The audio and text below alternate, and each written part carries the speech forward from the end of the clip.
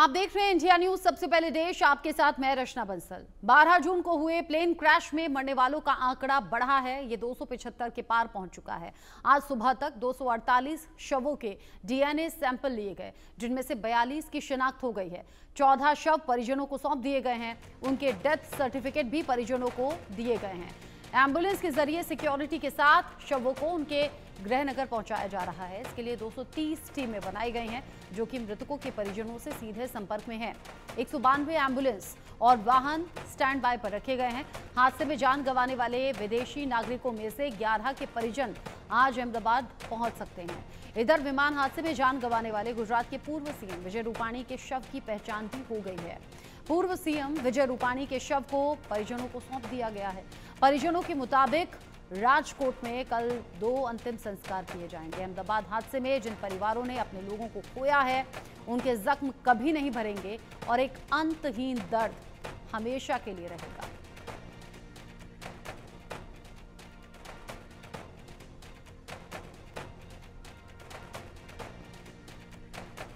अहमदाबाद में हुआ विमान हादसा, जो कि सैकड़ों परिवारों को बर्बाद कर गया। 242 लोग सवार थे, 241 की जान चली गई और अब अंतहीन दर्द और दर्द भरी कहानियां ही हमारे सामने हैं।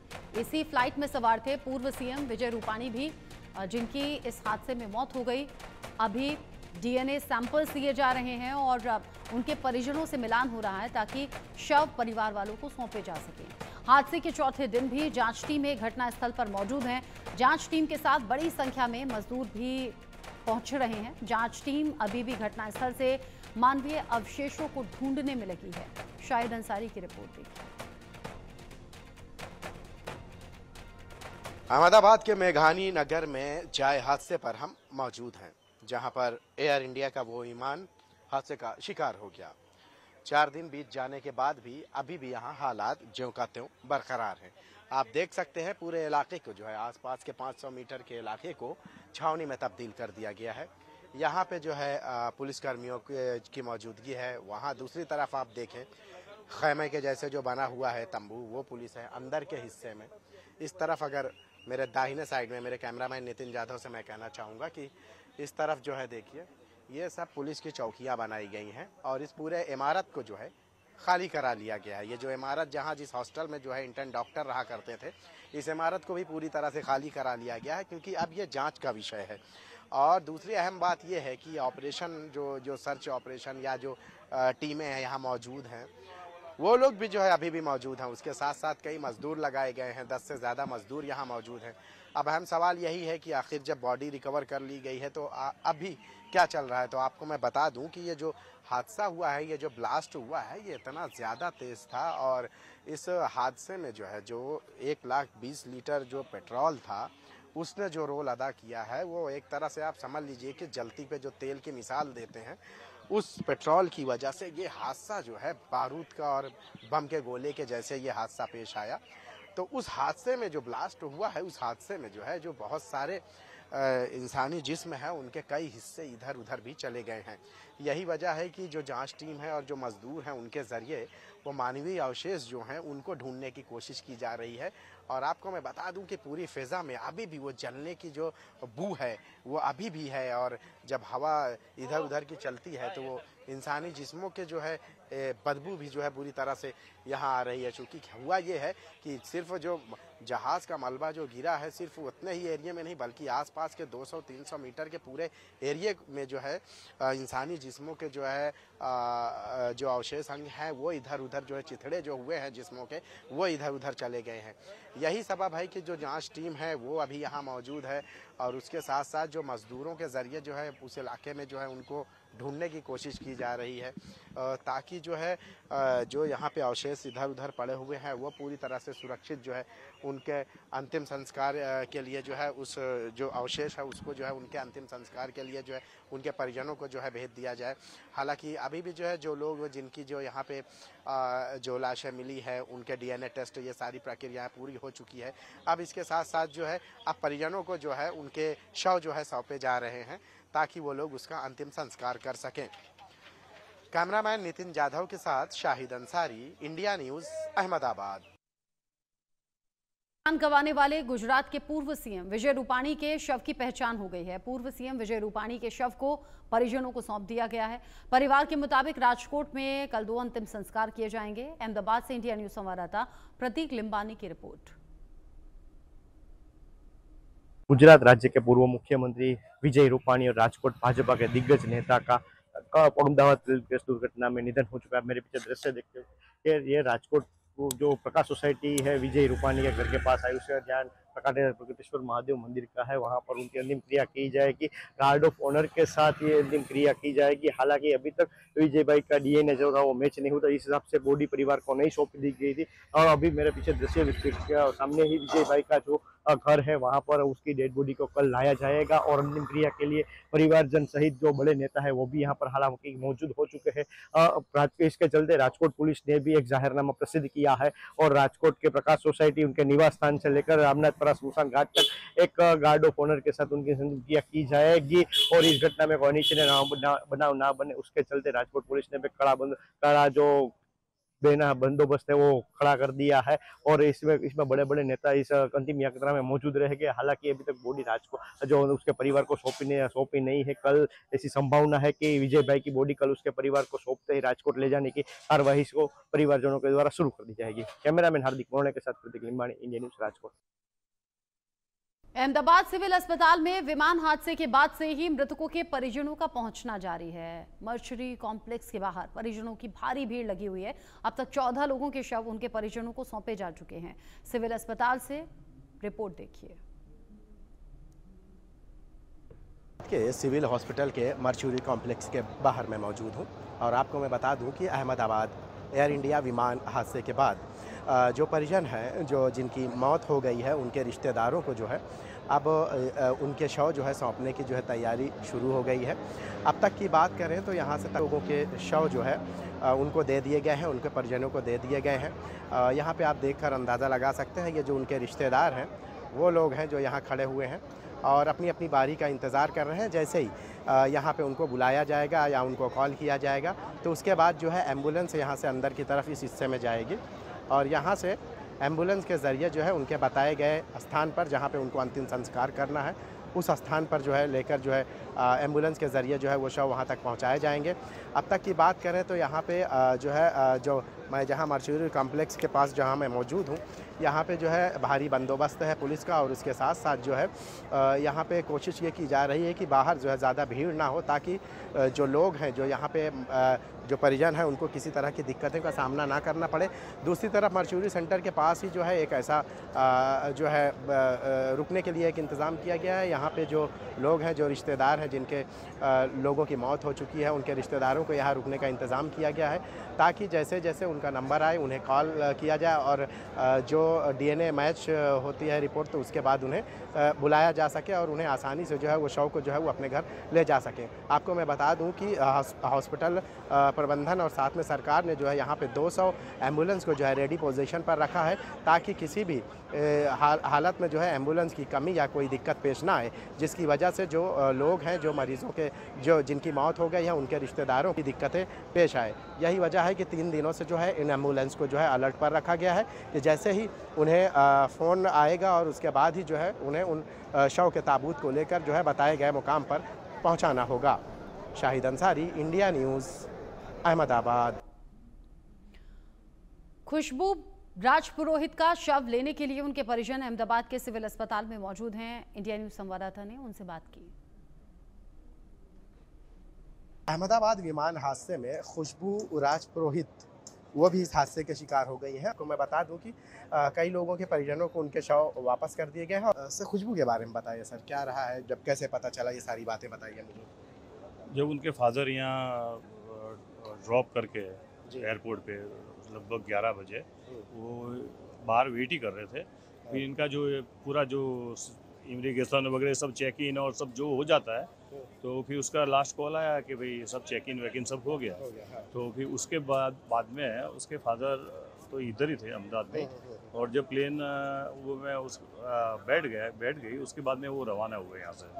वो महसाणा भी नहीं पहुँचे थे और उन्हें जानकारी मिली कि भाई जो अपने दिल्ली अहमदाबाद लंदन वाला प्लेन क्रैश हुआ है। तो वो तुरंत वहाँ से वापस रवाना होकर और वापस अहमदाबाद आए हैं। खुशबू क्या क्या करती थी खुशबू वहाँ लंदन में? खुशबू लंदन में पहली बार वहाँ अपने पति के पास में, उनका पति वर्किंग करते हैं, खुशबू पहली बार जा रही थी वहाँ। हाँ, उनके पति वहाँ मेडिकल में, वहाँ नर्सिंग स्टाफ में वहाँ जॉब करते हैं लंदन में। अभी आप लोग यहाँ जो खड़े हैं क्या मतलब कि आज उम्मीद है कि आज जो है शव उनके हाँ, डीएनए वगैरह के प्रोसेस हो गया? हाँ, डीएनए का मेरा डीएनए मैच हो गया, तो अथॉरिटी से कॉल आया था कि भाई आप आओ और जो भी है अपना डॉक्यूमेंट का जो भी कार्य करके और आप लेके जाओ। कहाँ के रहने वाले थे? ये मूल राजस्थान के हैं। राजस्थान के? हाँ, ये राजस्थान के बालोतरा डिस्ट्रिक्ट के अंदर अराबा गांव है, वहाँ की मूल लड़की है।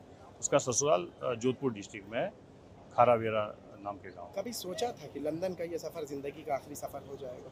कभी कोई नहीं सोचता। देखो, आज जो अपनी बेटी के भविष्य के लिए जो भी अच्छा लगे, माँ बाप वही करने के लिए ही उसको भेजते हैं। ये तो सपने में भी कोई नहीं सोच सकता है। मतलब ऐसा सपना भी अगर आ जाए तो भी माँ बाप समझ लो वो सपने को झुठला के और उसको झुठलाते हैं। बहुत बहुत शुक्रिया हमसे बात करने के लिए। इस एरिया में जो है पूरे इसी तरह के जो लोग के जो रिश्तेदार हैं, जो जिनके दूर के भी रिश्तेदार हैं, या डीएनए जिनका मैच हो गया, या जिनसे कॉल आते हैं, वो सारे लोग जो है यहाँ पे आपको मैं बताऊँ कि यहाँ इकट्ठा हो रहे हैं ताकि उनके जो लोग हैं, उनके जो शव हैं, उनको उनके हवाले कर दिए जाए ताकि वो उसके अंतिम संस्कार की जो विधि है वो पूरी करें। हालांकि कई ऐसे शव भी शिनाख्त भी हो सकी है और इस शिनाख्त की बुनियाद पर भी जो है उनके परिवार को जो है सौंपने की कोशिश की जा रही है। Shahid Ansari, India News, Ahmedabad. गुजरात के अहमदाबाद में बड़ा हादसा हुआ और इसी के चलते अब एक दिन के राजकीय शोक का ऐलान किया गया है। कल गुजरात में राजकीय शोक रहेगा। गुजरात के अहमदाबाद में बड़ा प्लेन हादसा जिसमें 242 लोग सवार थे, 241 की मौत हो गई। बाकी जो हॉस्टल और मेस की बिल्डिंग पर ये विमान गिरा, वहां भी बड़ी संख्या में लोगों की जान गई है और मौत का आंकड़ा लगातार बढ़ रहा है। ऐसे में इस हादसे को देखते हुए गुजरात में एक दिन के राष्ट्रीय शोक का ऐलान कर दिया गया है। गुजरात में एक दिन राष्ट्रीय शोक बताया जाएगा, राजकीय शोक मनाया जाएगा। गुजरात में अहमदाबाद में जब ये हादसा सामने आया, गुजरात सरकार की तरफ से बताया गया कि राहत बचाव कार्य तुरंत शुरू किया गया था, लोगों तक तुरंत मदद पहुंचाई गई। जो जख्मी लोग थे उन्हें फौरन अस्पताल पहुंचाया गया, अस्पतालों में इंतजाम कराए गए। ये सब कुछ शासन प्रशासन की ओर से हुआ। लेकिन अब राजकीय शोक की भी बात सामने आ रही है। राजकीय शोक रखा जाएगा एक दिन।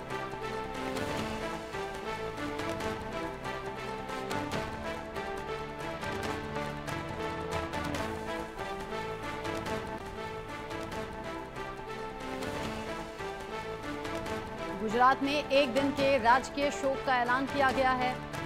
275 कुल लोग अब तक जान गंवा चुके हैं और यह आंकड़ा लगातार बढ़ रहा है। आशंका ये कि आंकड़ा अभी और ज्यादा बढ़ेगा।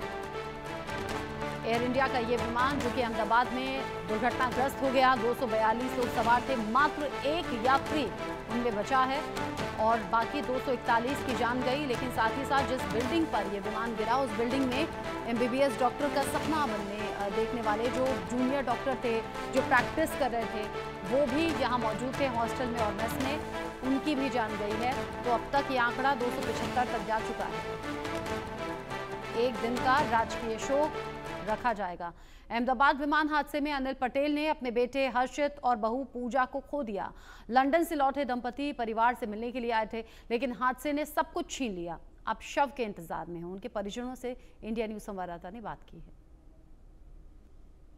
हमारे साथ अनिल पटेल जी मौजूद हैं और इस वक्त हम अहमदाबाद के सिविल हॉस्पिटल में मर्क्यूरी कॉम्प्लेक्स के पास मौजूद हैं। अनिल जी के बेटे और बहू वो लंदन जा रहे थे और 2 साल से वो वहीं रहते थे, जो इस हादसे का शिकार हो गए। अनिल जी, क्या हुआ है कि डीएनए सैंपल वगैरह, आपने ब्लड सैंपल? कोई अपडेट नहीं है मेरे पास, कुछ फोन बोन आया नहीं है। क्या हुआ था, मुझे उस हादसे के बारे में बताइए और बच्चे के बारे में। हादसा तो कैसे हुआ है वही मालूम नहीं पड़ा है जी। और इधर आया था, सरप्राइज दिया।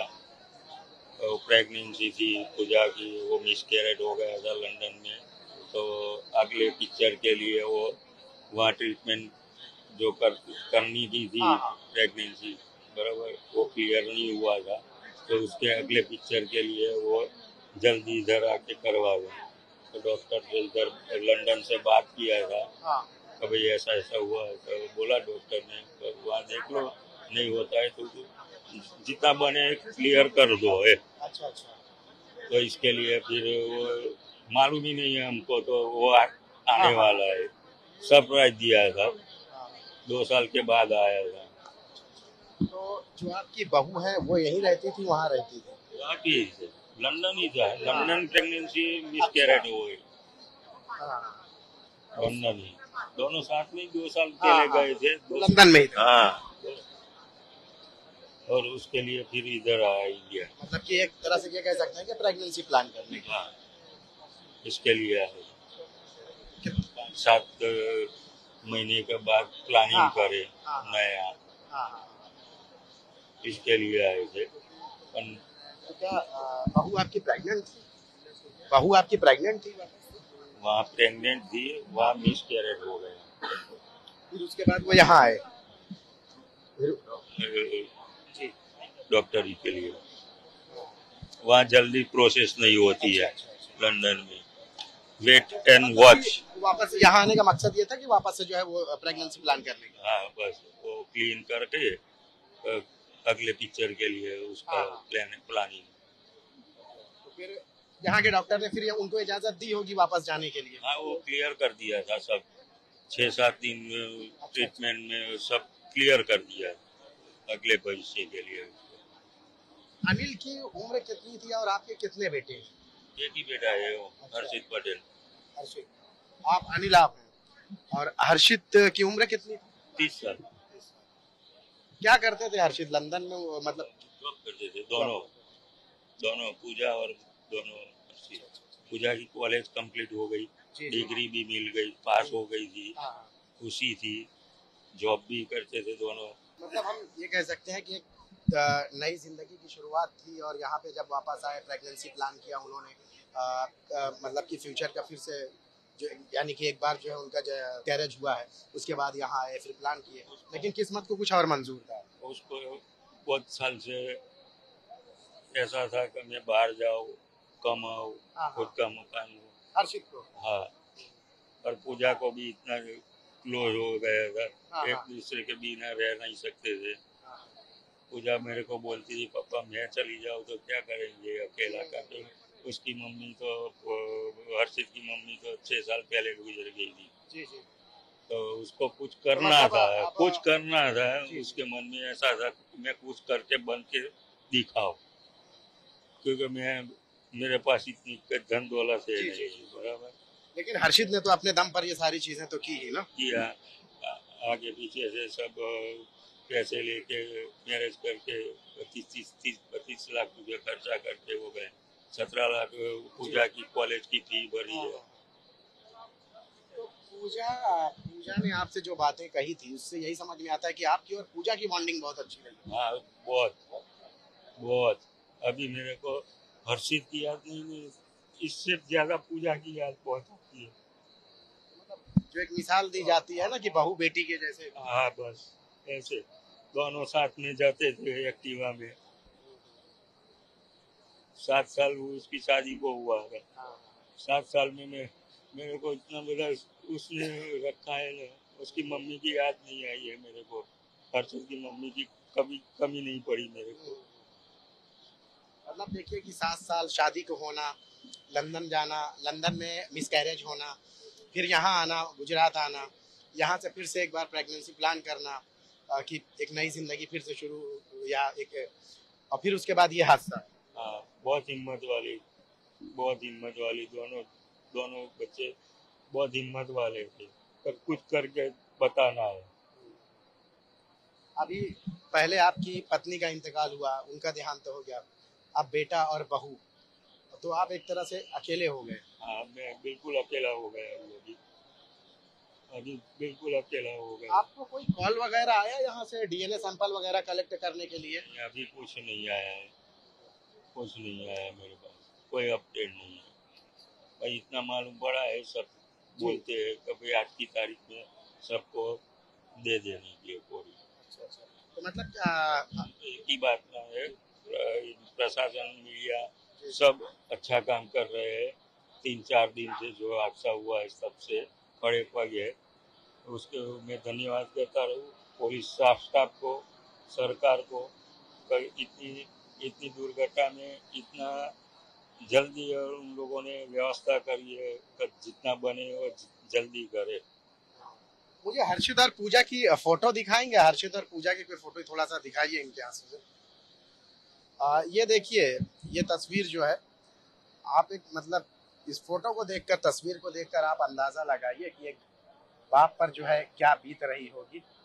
और देखिए कि एक मेहनत करके वो यहाँ से लंदन पहुँचे। लंदन जाने के बाद जो है फिर वहाँ पूजा प्रेग्नेंट होती है, फिर प्रेगनेंसी मिसकैरेज होती है। फिर उसके बाद कोशिश इनकी ये रहती है कि वापस से गुजरात आएँ, फिर एक प्लान करें। और जब उसके बाद जो है, इस प्लान के बाद जो है वापस से जो है ये लंदन जाना चाहते हैं, तो फिर उसके बाद ये हादसा पेश आया।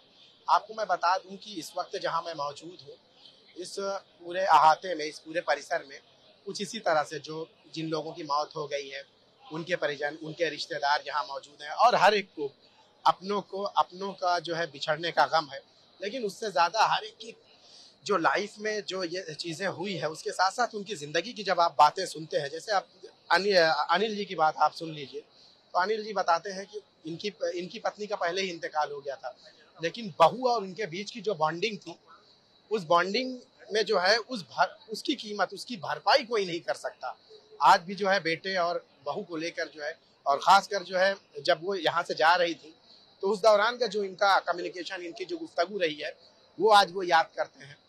उन सारे लोगों के साथ जो है कुछ, हर एक के साथ जो है कुछ इसी तरह के हादसे पेश आए हैं, और हर एक जो है उन लम्हों को याद करता है, और यादों के अलावा और शायद अब कुछ बचा भी नहीं है। कैमरामैन नितिन जाधव के साथ शाहिद अंसारी, इंडिया न्यूज़, अहमदाबाद। ऐसी एक नहीं बल्कि अनगिनत दर्दनाक